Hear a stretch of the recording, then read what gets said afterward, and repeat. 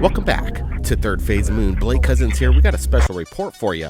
We meet up in the Hollywood Hills with the great-granddaughter of President Eisenhower, including world adventurer Brad Olson. Paula Asteria invites us up to the Hollywood Hills, but let's get to the first UFO video just into Third Phase Moon, guys. Take a look at this. Broad daylight. What's your thoughts? City. Wait, my thing.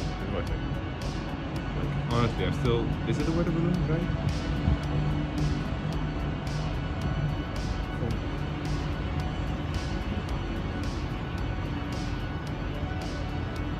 I swear on God, like, I had no fucking experience with Photoshop or whatever the fuck. You can examine this video how much you ever want. I don't fucking care. Like this. Bro, what the fuck is that? Like, look, there's a plane. There's a plane because we have an airport here. Like, to the left, to the right. To the right of me. What is that? What the fuck is that? Like, what?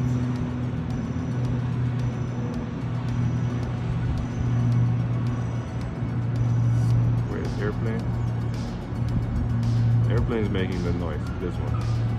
It's gonna land there, but there's an airport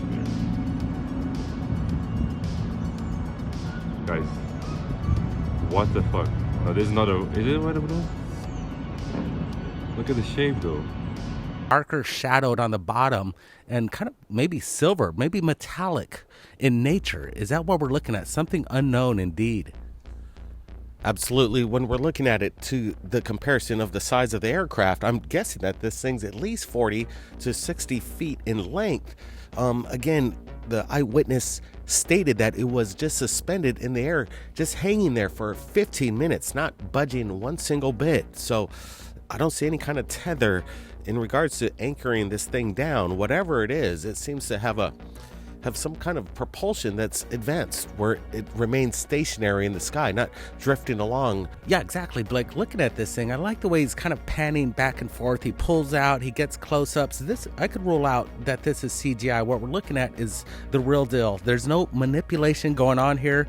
This is absolutely in-house camera. Nothing's being put in. So we're going to rule out that this is CGI, and that's a good thing. What we're looking at is still unknown.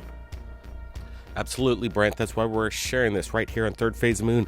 Now let's get to our interview with the great-granddaughter of President Eisenhower and world explorer Brad Olson, where we met up in the hills at Apollo's headquarters, and we're lucky enough to get some questions in. Listen up.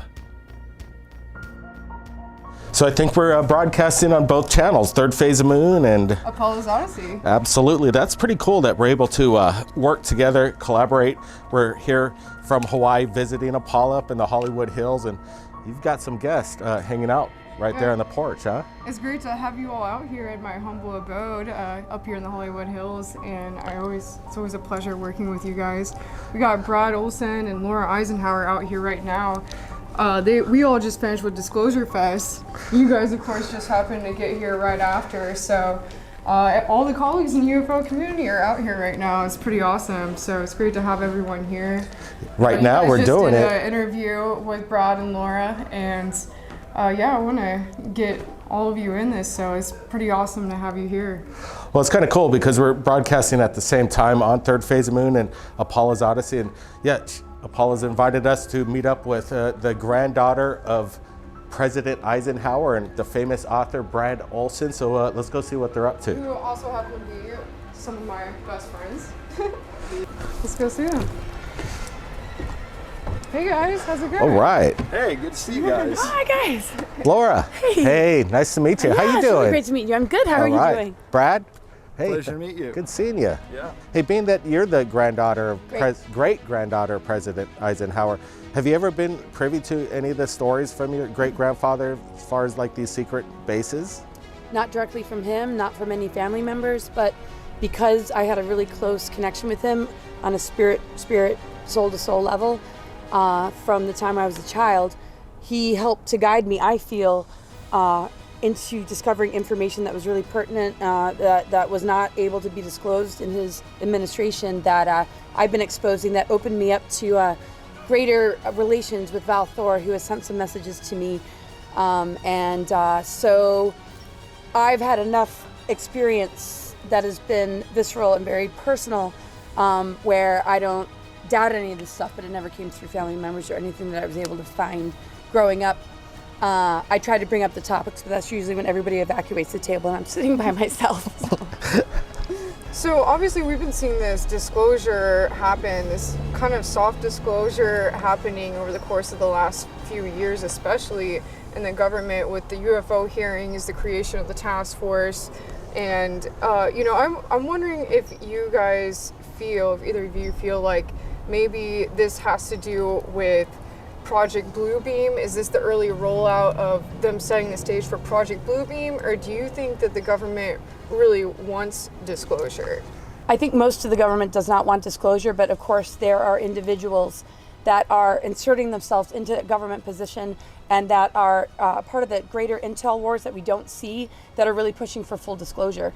Most of the governmental forces that are in power but not really in power are pushing the sickest and darkest of agendas that is very much something that I think those that have inserted themselves in the governmental positions are trying to overthrow.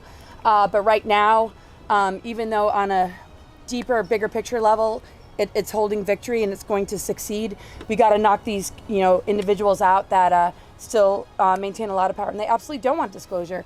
They are a part of the dark alien agenda, and they would be a part of a very false disclosure that I would say would be connected with Bluebeam. But there are other characters that are going to come through, and I think we know them, and they are us, that will not allow anything less than true disclosure, and maybe we'll be the ones that take over the government positions, but we'll crush down the government because that system doesn't work, and we'll rise with a greater system connected to cosmic and natural law and working closely with Mother Earth, and appreciating our differences and being in true unity consciousness, because there's nothing but narratives being steered, and the dramas and BS to me is not a foundational energy or a climate that I feel full disclosure can be birthed out of, and we're going to be the ones doing it. And everything we're seeing right now is the artificial intelligence kind of mimicking what they know is about to come, because they're always sabotaging initiations in the next phase and step of humanity moving into the next level. They always weaponize it and invert it. So there's nothing we should trust about the governments right now. And Brad? I have to agree with you guys. There is something afoot, and anytime they're forcing a narrative as hard as they are and getting us to all pay attention to these hearings and NASA and the Pentagon, and they're going to get to the bottom of it, and they don't get to the bottom of anything, they are creating a narrative where they're setting us up for something, because these things don't happen by accident. These guys are very well planned. They got all the money in the world. They're the same kind of money that owns the media. So of course they can throw this story down the pike and we're all going to believe it. So I just want our listeners to understand that there could be this space show in the sky, maybe even including messiahs with skull to voice technology, that we're hearing schizophrenic voices from Jesus Christ if we believe in him, or the Buddha out east if we believe in him, or Muhammad in the Middle East if we believe in him. And we believe it. And like Wernher von Braun said to his assistant, Carol Rosen, over and over again, the last card they're going to play is the fake alien invasion. And they're going to say, it's all real, but it's all fake. And Wernher von Braun was very on point of saying it's all an illusion. There may be casualties, there may be collateral damage. They might blow stuff up to get their way, but this is the last phase going into the New World Order. So I think all these hearings are just setting us up for this big space show in the sky, people. Be aware of it. So that's crazy, right? And now there's kind of conflict within the government and these people that actually were there during the Tic Tac. We spoke with Kevin Day, and we're asking him about the data that was stolen or basically confiscated by some intelligence agency, taken 12 hours after the recorded data of these Tic Tacs doing extraordinary maneuvers. So far, the public hasn't seen anything extraordinary yet from Congress or the military. Those Navy videos don't show us anything. Michio Kaku recently was blowing it up as some of the most smoking gun evidence out there. Yeah. But right now, we haven't seen anything. But maybe the data that was taken has a smoking gun. Do you think it could be blue on blue, is what I'm trying to say? Like, some of this technology isn't ET in nature, but we've cracked the code with technology within a private corporation, and we're just testing our stuff against the best of the best? You are asking the best questions on Third Phase of Moon, because I think that's exactly what it is. Maybe what we're seeing in the sky are all human-made craft. They're coming out of these black projects for decades now. The big Phoenix Lights, which was witnessed by millions. This was just the 25th anniversary of that in 1997. Perhaps that was a TR-3B grande size.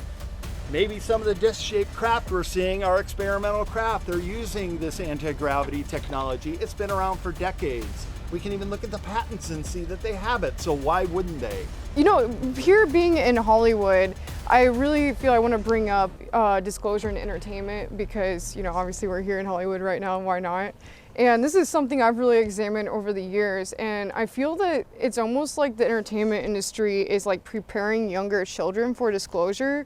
Because if you notice, like all the movies for young kids these days, it's like always these cute little aliens. Like before it was always like aliens were coming, for adults it's like aliens are coming to like destroy the planet. You know, it's like a fear factor thing. But now we have like all these like little children's movies about aliens where these like, you know, like little cute aliens come in and the kids are friends with them. And what do you guys think about that? Do you think this Hollywood is preparing young kids for disclosure? And obviously also there's the darker fear aspect of it with, you know, the movies about, you know, aliens coming in and killing everyone on the planet or something. And sucking everything out of them in like a really weird, yeah, I mean, it's like there's so many different kinds of movies, and I feel like the spectrum of frequency that is available to us has a lot to do with our frequency. Where are we vibrating at? What narrative are we attaching ourselves to because we got hooked into the propaganda, or that movie became all too real, or our experiences where our creative imagination began to haunt us because it got infected by something, is producing an attraction to particular movies that are more fear-based when it comes to ETs. Whereas if we kind of shift through that, do the shadow work, and relate to our own higher selves and our own ET genetics and what we're looking to switch on that's been dormant as we go through these upgrades, I feel like we attract some of the storylines and the things that remind us of really who we are. And maybe it's not going to be on the mainstream, but we can find it. And we can also create it. So I think it has a lot to do with us. Everything's available, everything under the sun. It's like walking into a mall. You know, do you want to go and like buy a Coke and Snickers? Or do you want to, you know, go to the Raw Foods Cafe, or, you know, or have a bunch of vodka because you can't stand the madness. I mean, I really think that everything's available to us and has a lot to do with who we are, and that we are on a timeline based in what relationship we have. It's like, does everybody deserve to be with a narcissist? No, because there's also true love out there. But why do people get caught into being bound to these patterns that they don't have to be bound to? So these timelines we can crush when we realize our true potential. And then we'll begin to attract, through synchronicities, greater movies and stories and inspirations that are way more on the same page of who we are as authentic beings that are sovereign. You guys are very well versed in this subject. It's impressive to have this conversation with you guys. I'd love to always have this exchange of knowledge and information. So thank you for the great experience Brad. to be on Third Phase of the Moon today. Laura? Really appreciate it. Thank you. We'll do that. Totally. Appreciate it. And thanks, Brad. So great to have you here. Oh my goodness. Great to have you here. And I'll see you guys again soon in Mount Shasta. Yeah, we'll be there.